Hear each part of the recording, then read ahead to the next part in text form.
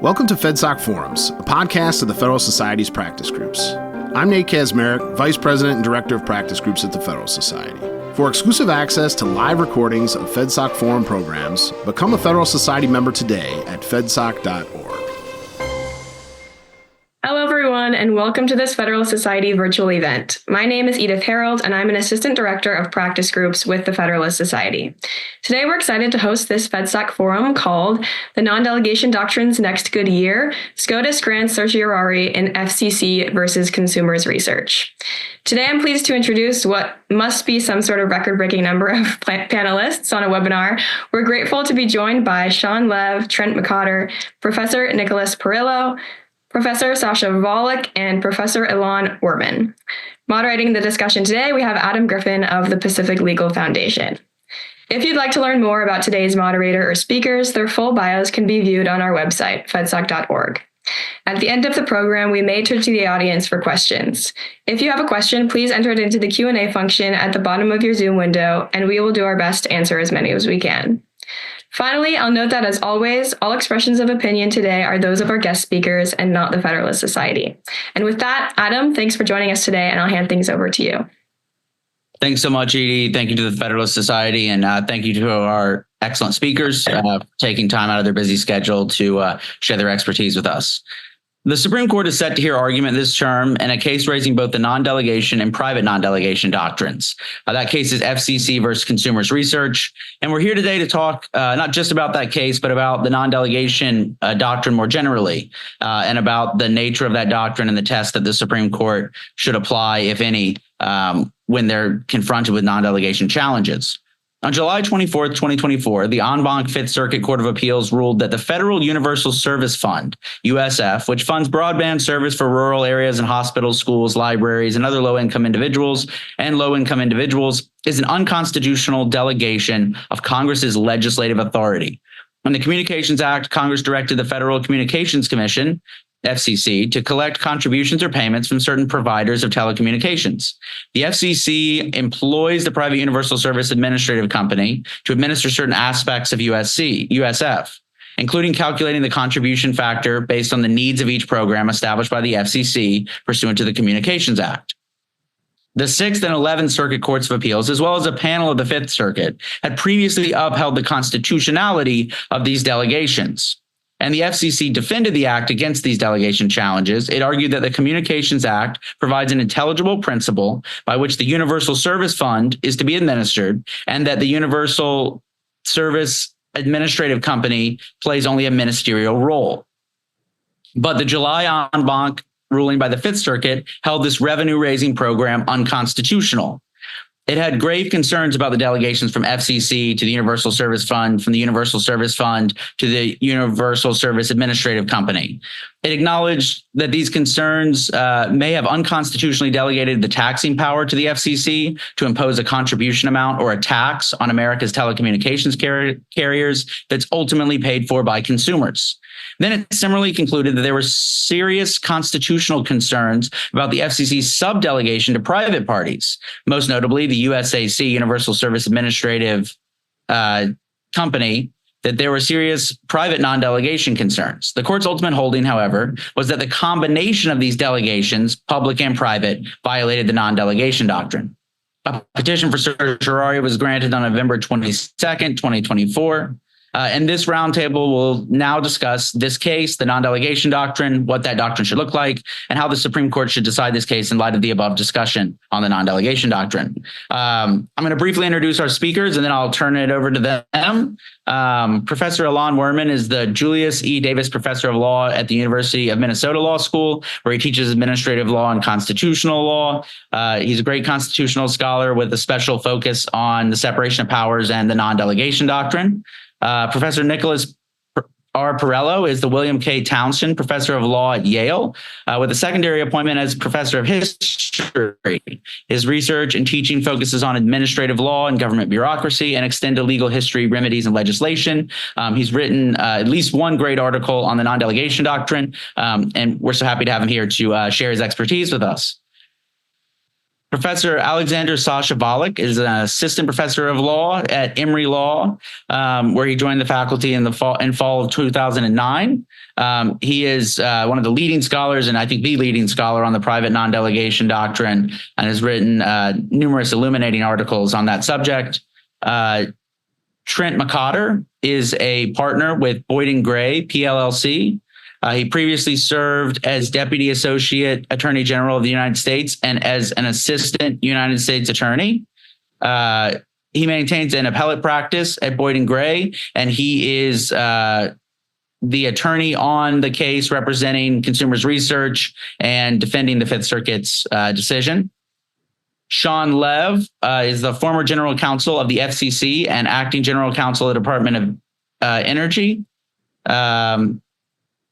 He advises and advocates in both courts and agencies for clients in complex regulatory problems in technology, energy, and other fields. He is currently representing the FCC and will be presenting the FCC's case today on the call. So thank you to all of our speakers for being here today. And Professor Worman, the floor is yours. Great. Well, thanks for having me. I'm supposed to start us off the question of originalist support for a non-delegation doctrine. And I have only about 7 minutes, so I'm going to do what I can and speak as fast as I can while still being intelligible. My remarks are largely responsive to an amicus brief filed, in this case, by Professors Julie Mortensen and Nicholas Bagley, who wrote a famous, I think it's fair to say it's a famous law review article called Delegation at the Founding, to which I responded in an article of my own, not very cleverly titled Non-Delegation at the Founding. So I want to begin by making clear what I think, what I understand their arguments to be in that paper and in this amicus. Their argument is not that the non-delegation doctrine was not particularly rigorous. It's that there's no non-delegation doctrine at all as a matter of text and history, that there are basically no limits on what Congress can delegate in their paper. They say, and the question isn't even close. Maybe the question isn't close, but if that's true, I think the answer is nevertheless exactly the opposite of what they conclude. I do think, and what I want to articulate today is that the non-delegation doctrine may not have been as rigorous as some modern day formalists claim. And I think Professor Perillo and I here will agree about this. But that nevertheless, there was such a doctrine. I think it's difficult to doubt that. I want to start with the text of the Constitution. I don't want to belabor it too much because this crowd probably does not need an introduction to this, but it's sometimes said there's no non-delegation clause, but okay, sure, there's no delegation clause either, right? The Constitution grants power. It does not specify what it prohibits usually, right? There's the Bill of Rights, of course. The number of things it does not authorize Congress to do is infinite, right? So the only conceivable power grant that would authorize Congress to subdelegate its legislative power to the president or subordinate agencies is the necessary and proper clause. But, as I've argued and others have argued, the necessary and proper clause is at most a grant of implied or incidental powers, not these great substantive and important independent prerogatives. That is contested, but that's my view, and I think it's supportive.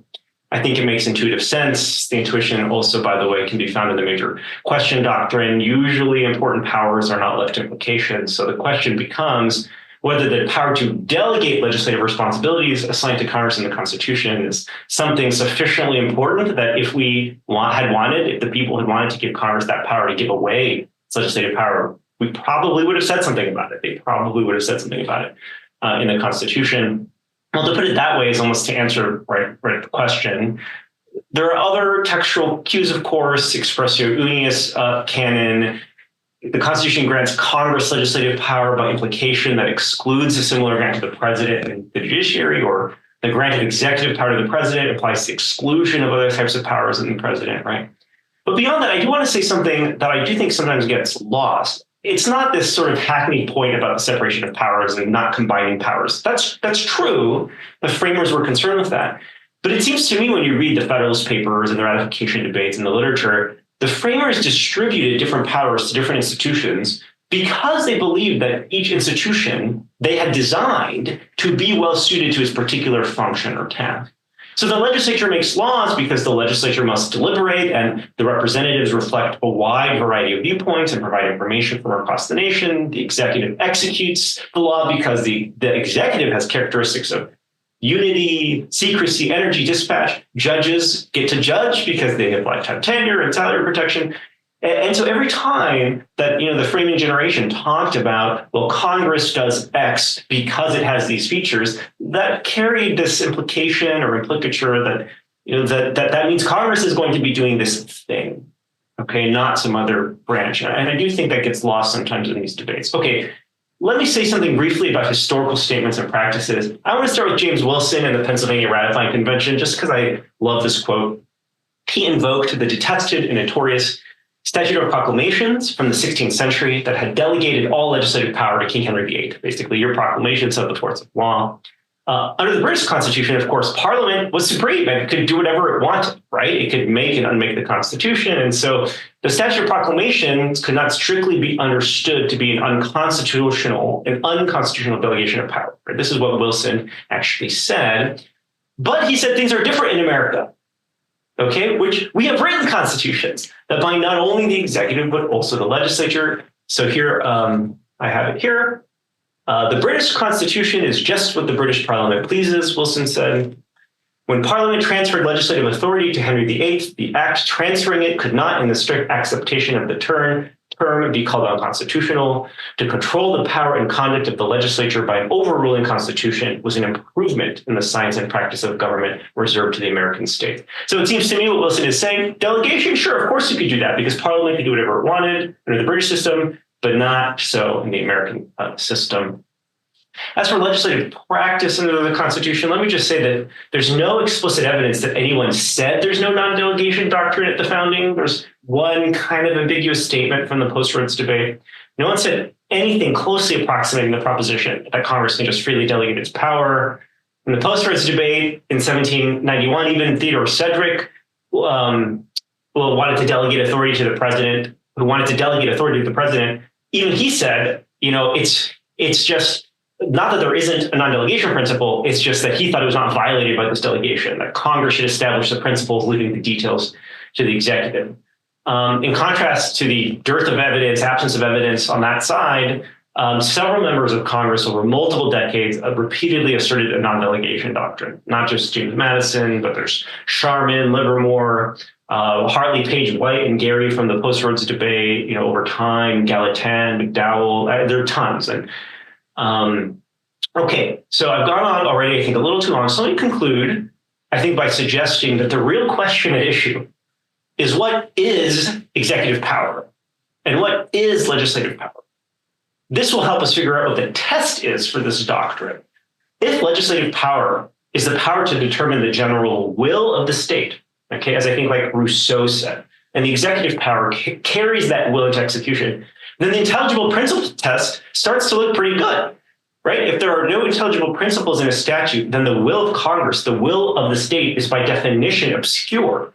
In carrying such a statute into execution, the president would be determining the will of the state and would thus be exercising the legislative power, not the executive power. In the same way, if Congress delegated to the executive the power to conduct adjudications and sentence someone to death, like the executive would be exercising judicial power in carrying into execution that statute. The problem with the modern non-delegation doctrine, of course, is that it authorizes principles that are perfectly unintelligible, even though it pretends that they are intelligible. Finally, if legislative power is rather the power to alter all legal relations, as the court said, I think rightly in Chadha, then it applies to public rights, post-Rhodes, government departments, as well as private rights. Private rights might be more important, such that or more at the core of legislative power, such that the standards have to be more precise when delegating authority over such matters. But I don't think the test can possibly be that legislative power only extends to private rights, which is a discussion I hope we will have. Okay, I'll stop there for now. Thank you. Thank you, Professor Werman. We're turning it over to Professor Perillo. Great. Thank you so much to the Federalist Society for the opportunity to be here. So the debate over the non-delegation doctrine is often framed as whether to retain the current intelligible principle test or to replace it with a different test, such as the distinction drawn in the Wayman v. Southard case in 1825 between important subjects on the one hand and matters of less interest where Congress can fill up the details. This is language invoked, for example, by Justice Gorsuch in his dissent in the Gundy case in 2019. But these two alternative tests are not necessarily any different from each other. They both ask essentially the same question: how much delegated power is too much? And they both face the same objection, which is that the question, how much delegated power is too much, is so indeterminate, so open-ended, that it can invite judging of an unprincipled, I know it when I see it variety.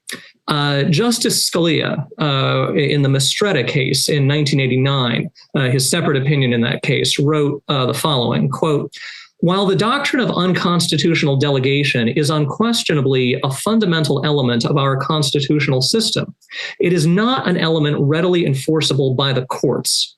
Once it is conceded, as it must be, that no statute can be entirely precise, and that some judgments, even some judgments involving policy considerations, must be left to the officers executing the law, the debate over unconstitutional delegation becomes a debate over a point, becomes a debate not over a point of principle, but over a question of degree." And then later he said, quote, "It is small wonder that we, the court, have almost never felt qualified to second guess Congress regarding the permissible degree of policy judgment that can be left to those executing the law," unquote. If the question of non-delegation is to be how much delegated power is too much, then advocates who urge the courts in answering that question to second guess Congress more than they have in the past should give some answer to Scalia's warning that this will lead to unprincipled judging. I will briefly discuss 4 possible answers to Scalia's objection and explain why I doubt any of them are sufficient. The first possible answer to Scalia is to say the non-delegation doctrine can be rendered determinate using the Constitution's original meaning. Indeed, some scholars have argued that the Constitution of 1788 categorically prohibited agencies from making rules governing domestic private conduct unless the rulemaking turns simply on a finding of fact. But nobody in the founding era actually said there was such a categorical principle. The occasional utterances about constitutional limits on delegation that occurred in the founding era give us nothing more hard-edged than something like the Wayman test, if they give us that. These utterances do not tell us what a non-delegation limit actually should be, what it actually should look like. And they are therefore consistent with the non-delegation doctrine that we currently have. That is, strike down a delegation like the one in Schechter Poultry in 1935, which allows the executive to set output and prices for virtually all of interstate commerce, essentially delegates the commerce power. But don't strike down all the statutes challenged since 1935, which have all fallen far short of what Congress attempted in Schechter in terms of delegating an entire enumerated power. A second possible answer to Scalia is to say an indeterminate test for non-delegation is not so bad because indeterminacy is chronic in constitutional law and administrative law. So an open-ended non-delegation doctrine is not such a leap. But I would say that compared with other open-ended doctrines, non-delegation is toward the far end of the spectrum in terms of how much is riding on a court's loose decision-making. That is because non-delegation results in striking down regulatory statutes altogether, as opposed to, say, procedural due process, which only calls for adding more procedures, or the arbitrary or capricious standard, which only strikes down one agency action and allows a do-over, or the Fourth Amendment, which only requires the government to get a warrant. Also, non-delegation is not a doctrine that's only arguable for a confined set of statutory provisions, like race or sex distinctions. Non-delegation is in play for any instance of executive implementation, which is everywhere. A third possible answer to Scalia is to say non-delegation's indeterminacy will diminish over time through the buildup of precedent case by case. But non-delegation applies to subjects that are so vast in scope and so heterogeneous that deciding non-delegation cases in some areas is not likely to give much clarity on other areas. How is an opinion about non-delegation for the Universal Service Fund supposed to clarify delegations for carbon emissions or sex offender registrations? The buildup of clarity for so many different contexts would take many years, during which American businesses would be thrown into radical uncertainty about what laws govern them. A fourth possible answer to Scalia is to say, even if the non-delegation doctrine causes the judiciary to strike down statutes in an unpredictable or even capricious way, that is still better than what we have now, because all this delegated agency power we have now is bad for democracy. Judicial toughening of a non-delegation doctrine, even if the doctrine ends up capricious, will force some amount of decision-making out of the bureaucracy and into Congress. But would that really be better for democracy? Agencies are mostly answerable to the president, and the Supreme Court is engaged in an effort to make them more answerable to the president. And the court recently said the president is the most democratic official in the government. And exactly which statutes are struck down in the service of trying to make Congress do more and the president less is to be decided by the judiciary, even if the judiciary never comes up with a principled way of choosing which statutes to invalidate. For a doctrinal reform that is supposed to promote democracy, this one seems to confer a large amount of unreasoned power on the Constitution's least democratic branch. I'll stop there. Thank you, Professor Perillo. We're going to turn it over to Professor Volek, who is going to discuss, I believe, the private non-delegation doctrine. Right. So, I think the regular non-delegation doctrine, as we have been discussing it so far, it's complicated. I think I agree with Professor Werman that the proper place to find such a doctrine in the Constitution would be the necessary and proper clause, and that it ought to be some kind of big versus small analysis. I agree with Professor Perillo that it's hard to enforce this, and that Scalia was right in Mistretta to say it's so hard to enforce so many matters of degree. So that's why we've pretty much let almost everything through. I think there is a non-delegation doctrine. It's not clear how to enforce it any better than we're doing now, though I think there are some possibilities, like maybe Scalia was on the right path in Mistretta itself, saying certain sorts of agencies like sentencing commission that only exercises a quasi-legislative power might be vulnerable. We might say certain functions like taxation might be, or maybe setting criminal penalties might be vulnerable. So there's a number of possible ways of dealing with this. I don't take a strong position on that. But what I am interested in is that some courts, the DC Circuit, the Fifth Circuit, and some of the justices on the Supreme Court have expressed some support for this idea that there's a special private non-delegation doctrine, that even though we've got intelligible principle or whatever for public agencies, but when it comes to private parties, actually we have a stricter rule, in fact, a per se rule, that any time a private actor exercises some governmental power, and if it's not completely subservient to a public actor, that inherently violates the non-delegation doctrine. So as opposed to intelligible principle for public bodies, they would say that it's a per se no for private bodies. And so I have a recent article in Notre Dame Law Review where I argue that that doctrine, this private non-delegation doctrine, does not exist. It has no support in any decisions of the Supreme Court. So, in fact, the Supreme Court, at least 4 times, as far as I've been able to tell, has validated delegations of power to private parties has upheld them against a non-delegation challenge.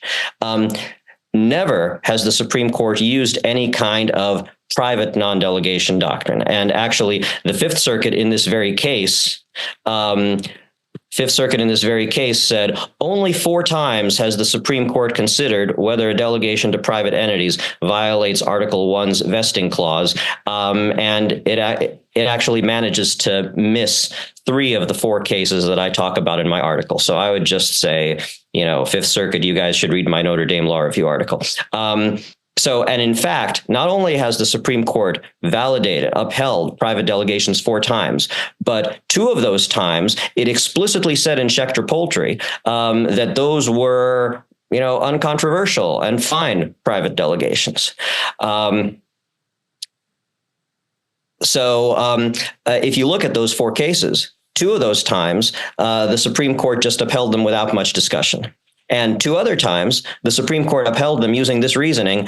This delegation is okay because it is closely analogous to this other case where we have upheld a delegation. And those other cases were delegations to public actors, the Secretary of the Treasury in one case and the President in another case. So what the Supreme Court did is this private delegation is fine because it is very much like this public delegation, and therefore it's fine. It did not mention anything about the private nature of the delegation. So I think those cases establish that not only is there no special private non-delegation doctrine, but delegations to private parties are analyzed using exactly the same principles as are applicable to delegations to public parties. And this makes actually very good sense because, traditionally, the Supreme Court has said that the non-delegation doctrine is found in the Article 1 vesting clause, and that Congress vests legislative power in Congress, and Congress can't delegate it elsewhere. Well, if that's the case, the question is, how much power has Congress given up? Has Congress given up too much power?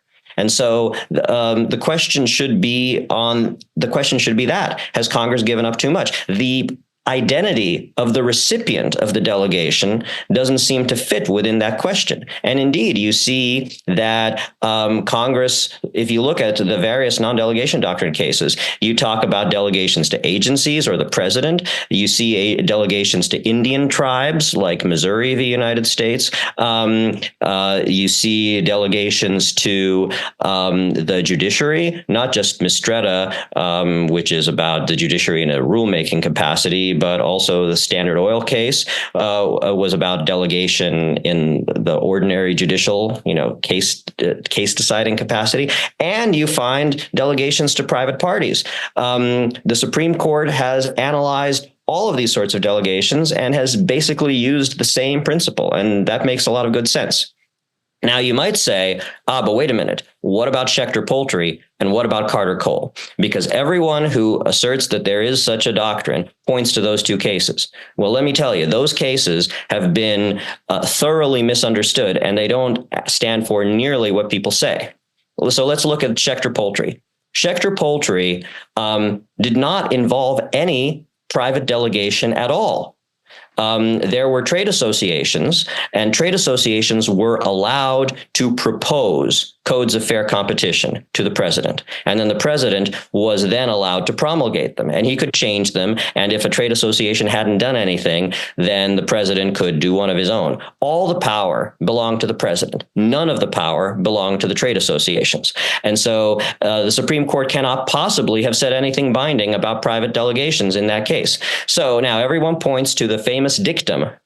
Can it seriously be thought that Congress could give an unlimited power to private industry? That would be so unthinkable. And, I agree. But then the Supreme Court struck down the power to the president, saying that the president also could not exercise an unlimited power to make things better. So the Supreme Court actually treated a hypothetical private delegation precisely the same way that they treated the actual delegation to the president, that no one can exercise an unlimited power to make industries better. So actually, contrary to what a lot of people believe who maybe haven't read the case closely, Schechter Poultry just says that no one, public or private, has this unlimited power. Now, Carter Cole really did involve a delegation to private parties, but if you look closely at Carter Cole, you see that it is best described not as a non-delegation case, but as a due process case. And actually, the Supreme Court has repeatedly characterized it as a due process case and not as a non-delegation case. I'm going to get to due process in a bit, but let me tell you, even if you did treat it as a non-delegation doctrine case, it would be totally normal because that scheme had no intelligible principle. Literally, the various participants in the coal industry were allowed to set wages and working conditions with no principle, just whatever they wanted. So that case also is perfectly well explainable in terms of ordinary intelligible principle ideas. Now, does that mean that I think this FCC case is just fine? Well, no, because first of all, maybe this FCC case, maybe it ought to be struck down just on ordinary public non-delegation principles. Maybe there's no intelligible principle involved. Maybe the taxing power should make us be more skeptical. That's fine. I don't take a strong view on that. But what I will say is that USAC itself, the private organization that administers the Universal Service Fund, has a lot of members that are actually representatives of the telecom carriers themselves. And the Fifth Circuit repeatedly stated that one reason why this was unconstitutional was that they could set their projections and their contribution factors in a way that would help them because they benefit when more people use telecom. And I think that's right. And they should have really stressed that and said that is a due process violation. And that's a due process violation. Unlike non-delegation and so on, that due process violation would be just as much of a problem even if this were only a state scheme, not a federal scheme. So I think they should have really focused on due process. And then also appointments clause. I say these guys at USAC, they're allowed not only to propose a projection and a contribution factor. But if FCC does nothing for 14 days, those are deemed approved. And then they're automatically implemented in terms of the tax that we all have to pay. And FCC might do nothing because it has too much on its plate or because it forgot or whatever. And the Supreme Court has been clear in Chadha and other cases that inaction does not really count, right? So that means that if no one does anything, what USAC does automatically becomes law, and not just becomes law, but actually sets the amount and distribution of federal taxes. I think that's a significant power, and that makes the USAC members officers of the United States. If you properly look at appointments clause doctrine, it does not depend on whether they're formally employees or within the structure of the federal government. Anyone who exercises significant federal power is an officer of the United States and ought to be properly appointed. So in my view, and this is an issue which Elon and I have dealt with in the horse racing case also from the Fifth Circuit. And so in my view, this whole scheme is unconstitutional, not because of the private non-delegation doctrine, because that doesn't exist. But it's unconstitutional because of the due process clause and because of the appointments clause. And if the Supreme Court wants to get to this whole private factor, which it doesn't have to, but if it does, I would recommend that they focus on those factors instead. Thank you, Professor Volek. And just quickly to clarify, I'm turning it over to Mr. Lev, who is actually representing the schools, health and libraries, and a broadband coalition that I think benefits from the regulatory regime at issue here. And they intervened in the Fifth Circuit, and they have filed their own petition with the Supreme Court. Thank you so much for being here, Mr. Lev. The floor is yours. Thank you, sir. So I do represent what's known often as the Shelby Coalition. I will say I'm speaking only for myself today, and how do I want to put it?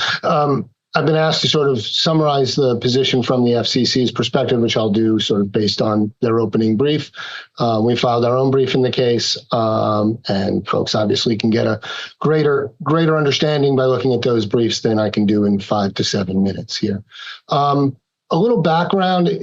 A lot of the specifics of this case, unsurprisingly, turn on how the statute and the FCC regs actually work. The current universal service system was created by the 1996 Telecommunications Act. It's in 47 USC section 254. that system provides explicit subsidies in 4 areas for high-cost consumers, usually in rural areas, for rural healthcare, for schools and libraries, and for lower-income individuals. The scheme is funded through explicit subsidies, unlike the prior implicit subsidy regime pre-96 Act. In a competitive environment, you have to have explicit subsidies. Those explicit subsidies come from contributions from providers of interstate telecommunications services. They provide, a factor is set by the FCC every quarter to determine how much those providers must pay. In this case, Mr. McCotter's clients have challenged the contribution factor for the first quarter of 2022. I know parenthetically, because we're long past the first quarter of 2022, the Supreme Court has raised the question whether this case is moot. And that question is going to be briefed by all the parties, and there's obviously a possibility that the court chooses to rule on that basis. But we're not here to discuss mootness. As has been said, the district court here actually upheld the Fifth Circuit panel actually upheld the universal service scheme against non-delegation arguments, as did the panels in the 6th and the 11th Circuit. A DC Circuit panel has previously rejected similar arguments, and the Fifth Circuit en banc was a 1-vote majority, I believe 8-7. So what is the FCC's argument here? I think it begins with the intelligible principle test, as has been discussed, and the FCC in particular relies on the many cases that have upheld relatively broad standards, such as a public interest standard in the National Broadcasting or NBC case, a just and reasonable rate standard, as in the well-known Hope Natural Gas case, and then turns to the guidance that's actually provided in the federal statute, Section 254, to the FCC for the universal service scheme. And given the time we have, I'm not going to be able to go through all that guidance, but let me give some of the flavor of that. First, the statute actually says that the FCC shall base its universal service policies on 6 factors. Those factors are stated, and some are quite specific. So, for instance, the statute says that low-income consumers and those in rural, insular, and high-cost areas should have access to telecommunications and information services that are reasonably comparable to those that are provided in urban areas, and at rates that are reasonably comparable. It also says that elementary and school and secondary schools and classrooms, healthcare providers, and libraries should have access to advanced telecommunication services, as that term is described elsewhere in the statute.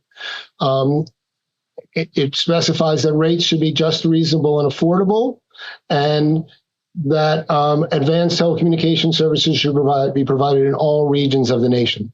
It is true, as the Fifth Circuit noted, that the FCC can add additional principles, but the statute says that those principles must also be consistent with the statute, including the existing principles. In practice, over nearly 30 years, the FCC has adopted 2 principles: competitive neutrality and supporting advanced services. Those are both, I think, well understood and have not been attacked in this case.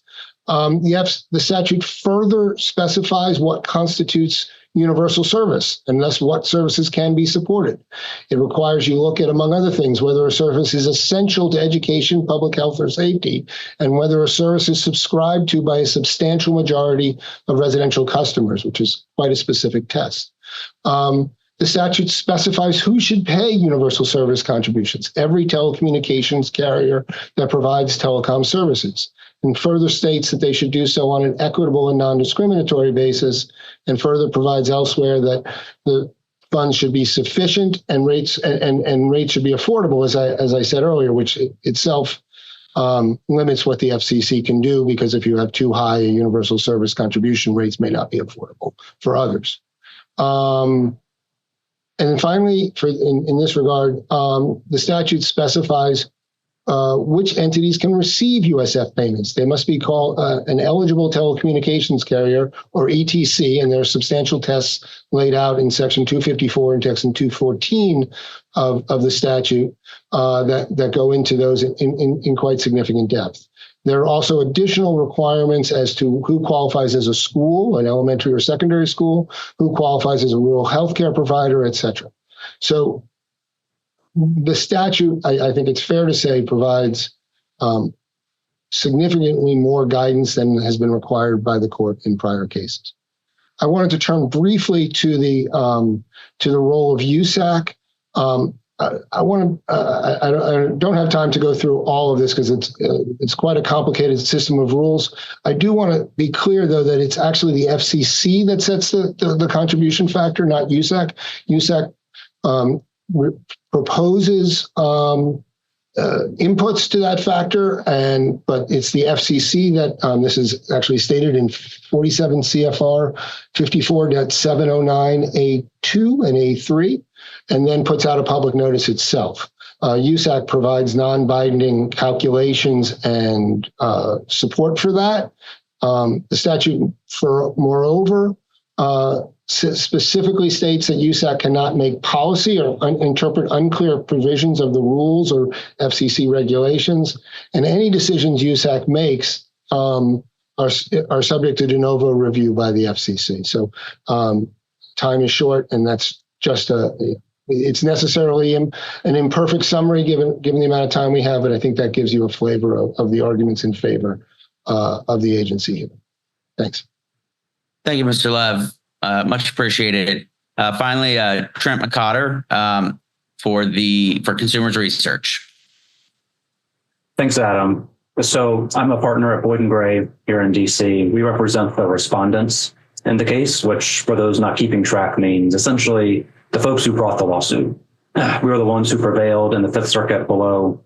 As Sean said, he's got a brief coming up, a reply brief. My response brief is due in about 2 weeks. I'll be a little careful about what I say. I don't want to ruin the surprise. But I did want to talk about a thread that I think has run through a lot of the comments from today's panelists. And it's also an aspect of non-delegation that I didn't fully appreciate before I started working on these cases about 3 years ago. And that is the nature of the power at issue.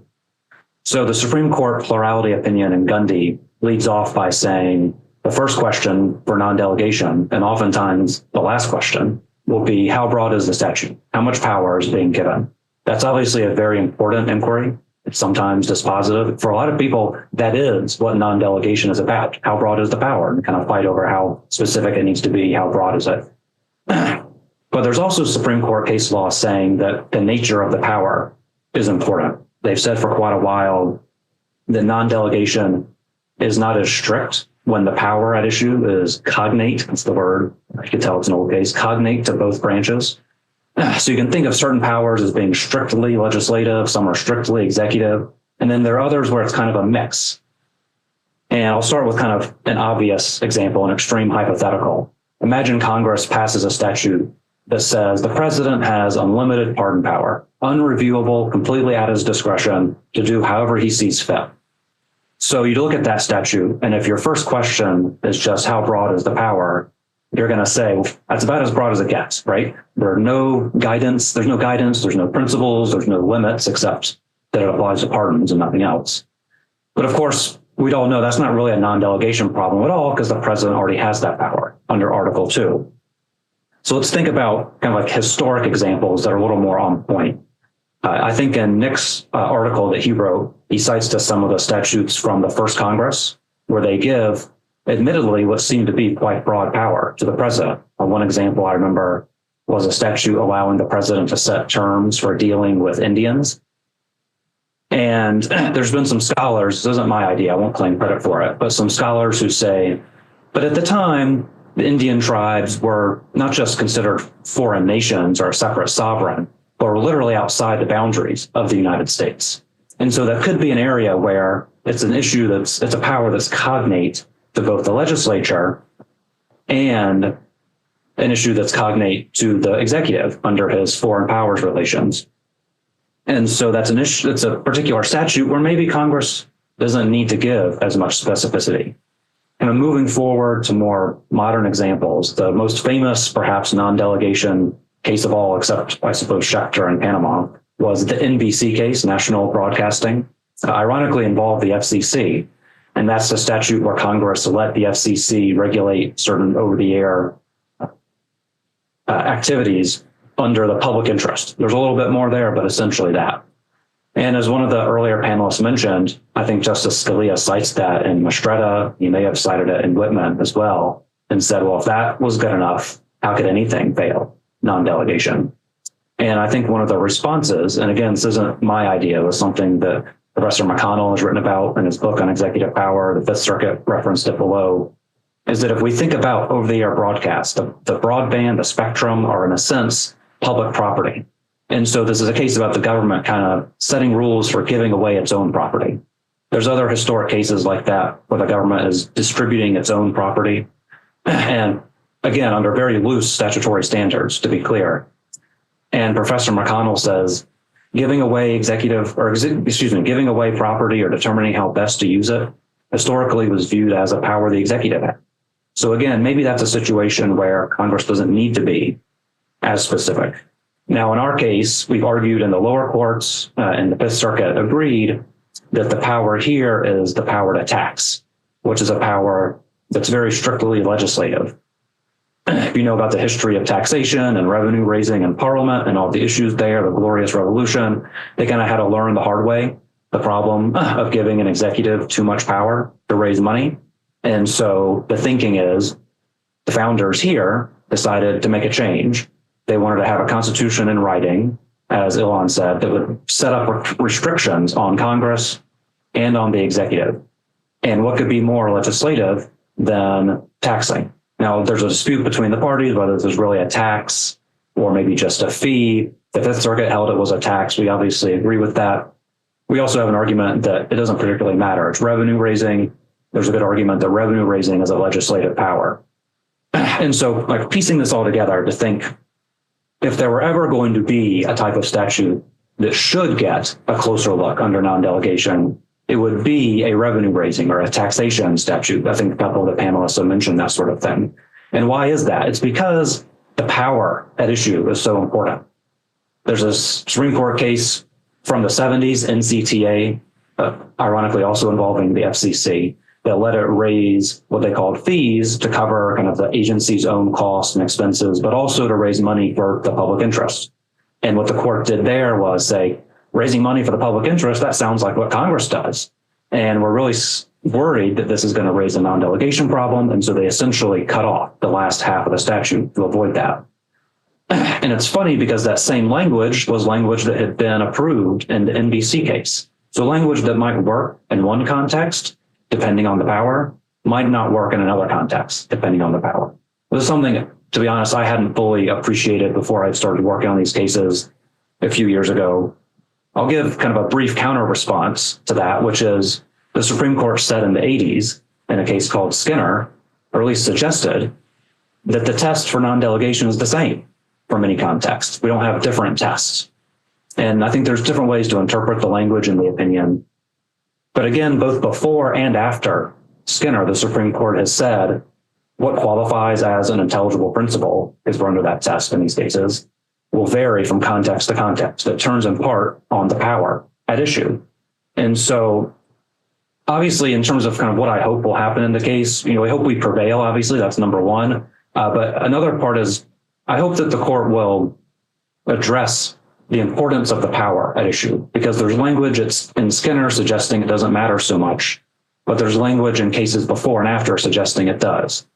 And it's all to say that I think if you were to apply the test that we would propose, the test that we think is proper, a lot of the cases that the Supreme Court has decided in the last 100 years on non-delegation probably came out the right way on those particular facts. Now, the reasoning we might disagree with, or the test we might disagree with, but ultimately, if you look closely, a lot of the powers at issue where the court upheld broad delegations were ones that were arguably executive in nature, and therefore Congress didn't have to be as specific.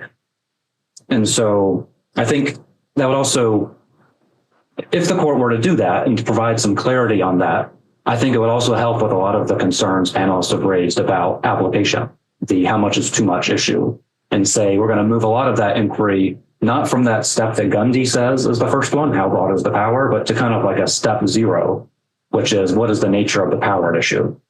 the Fifth Circuit en banc opinion proceeds that way. It starts by saying, what is the power here? Is it legislative? And they say it is. And then they move to, okay, how broad is this statute? I think that's a better way to think about these things.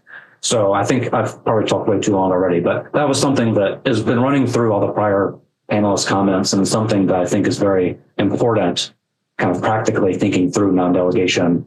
It kind of, in my sense, allows a lot of people who view this differently to all be right.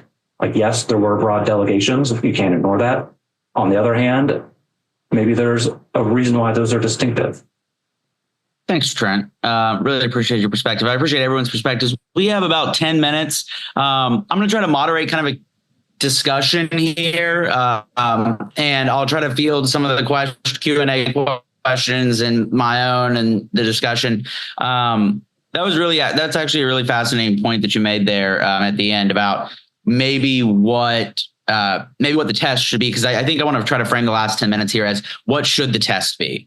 I think that the closest the court's gotten is Gorsuch's dissent in Gundy. I didn't hear a ton of discussion about whether that test should be the operative test to apply. I did hear a lot of discussion about the intelligible principle test and sort of what level of generality or what level of rigor it should be applied. But there's been a lot of criticisms of the intelligible principle test. Trent, I think it's really interesting, this idea of what power is being exercised. That the Fifth Circuit said, oh, we're going to look at what's being exercised. Oh, it's the taxing power. The taxing power is a legislative power, and the taxing power has been given to the executive branch. Therefore, this is an unconstitutional delegation. I think that's an interesting way to look at it. It seems like there's like the breakdown on these kinds of tests are that there's the current intelligible principle test, which I think Professor Perillo and maybe Mr. Lev have kind of defended here. There is no non-delegation doctrine at all, which Mortensen and Bagley, that's their position, and Professor Werman introduced that test. But I think Professor Werman is defending, which is kind of a greater importance subjects, like if there's a really broad delegation of authority, and Trent mentioned this too, a really broad delegation of a major question or a big ticket item, that may be an unconstitutional delegation. But then the more narrow the issue delegated, the less likely it is to raise a concern. So it's kind of a gradated scale. And then there's kind of the Gundy test, which is a combination of that and the idea that general prospective rulemaking that binds private conduct. This is the Philip Hamburger view, that is the sine qua non of a non-delegation. So I'm wondering if everyone briefly in like a minute or two wants to offer what they think the test should be. If you were talking to a majority of the Supreme Court and they said, we're going to revive the non-delegation doctrine, we're going to apply the non-delegation doctrine here, what is your like 1 to 2 minute elevator pitch for this is what the non-delegation doctrine should be? And we'll go in the same order. So starting with Professor Werman, or unless someone wants to jump in right off the.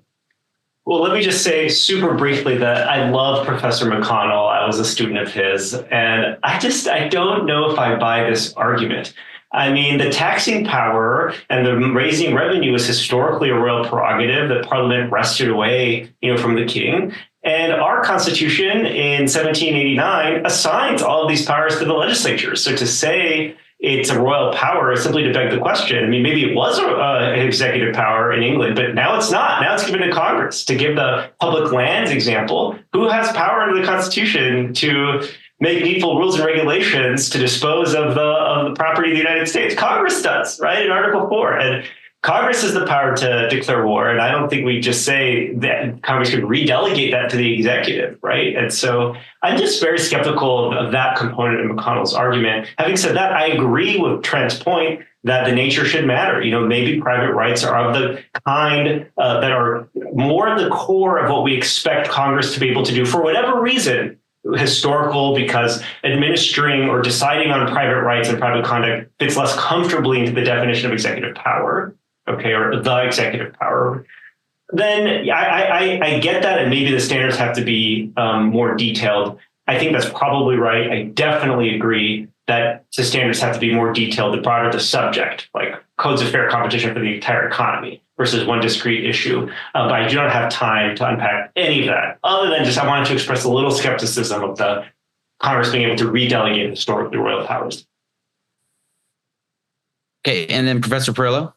Thanks. I did want to speak to the point that Trent raised about a focus on the nature of the power. As he said, that's been developed by Michael McConnell, by Philip Hamburger, also by a more junior scholar, Aaron Gordon. And it's an important argument because it could potentially explain why there are so many broad delegations by Congress in the 1790s. Perhaps these were viewed as being permissible because of, the distinctly, public rather than private rights nature of the power. And that would make the originalist practice more consistent with a robust non-delegation doctrine today as applied to private rights. But at the same time, I share Ilan's skepticism or concerns about it. And I would also add that some of the most extensive and eloquent invocations of what sound like a non-delegation doctrine by members of Congress in the 1790s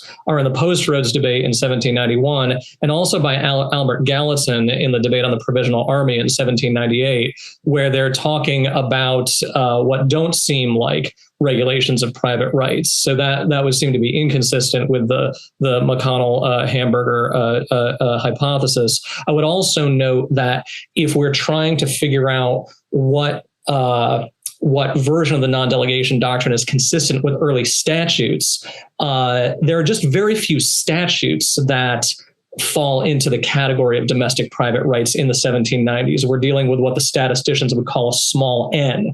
It's basically just the internal revenue statutes and a few others. I've argued in my own work that even within that small category, there actually are some very broad delegations, but I won't go into that here. That's just to give an idea of some of the arguments on both sides. Great. Professor Volek? So first I want to toot a couple of...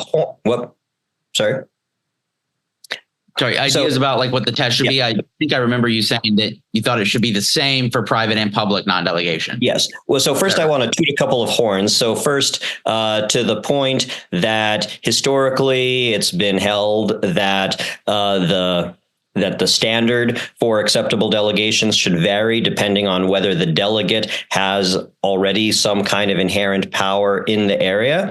I think that is well established in many cases. I have an article where I call it the inherent powers corollary. So I would encourage everyone to read my Emory Law Journal article that has inherent powers corollary in the title.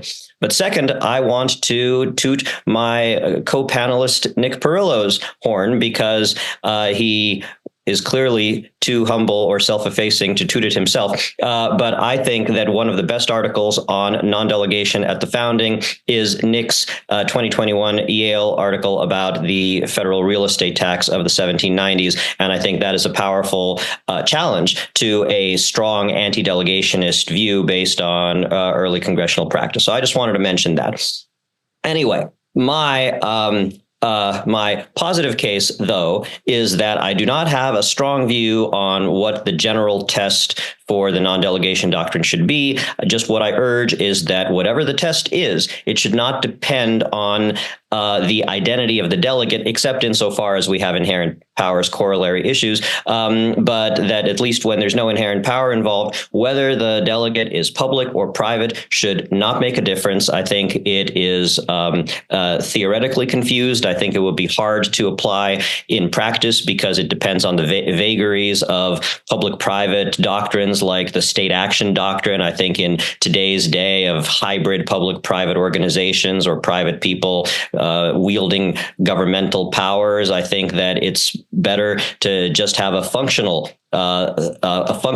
analysis of what sort of power is being wielded. So that's all I'm saying. No special private non-delegation doctrine. And to the extent there's anything problematic, it's properly subsumed under other doctrines like due process or appointments. I guess it's my turn. Yes, sir. I'll be really, really quick. The hour is late. I'm not going to really. I'm a practitioner here. I'm not an academic. I will note that one question that comes up here is one that actually the government has raised in this case, which is even if you thought there was a special rule for the taxing power, this falls under the commerce power as well. And I doubt this is the only case in which that would be true. So that it is not the case that issues or statutes reside exclusively under one congressional power, and that how one would divide that up is a different question that actually, as I said, I'm not sure you reach taxing power question in the case presented. The government's first response is this is a commerce power case. Yeah, I think on the question asked by Adam, which is the right test, I think my position would have to be Justice Gorsuch's gun dissent. It's already gotten 3 votes. Justice Kavanaugh later suggested he's intrigued by it, perhaps would adopt it. And so that gets me hopefully to 4 votes. And I think it would be kind of foolish to try to come up with my own test at this late point in the litigation.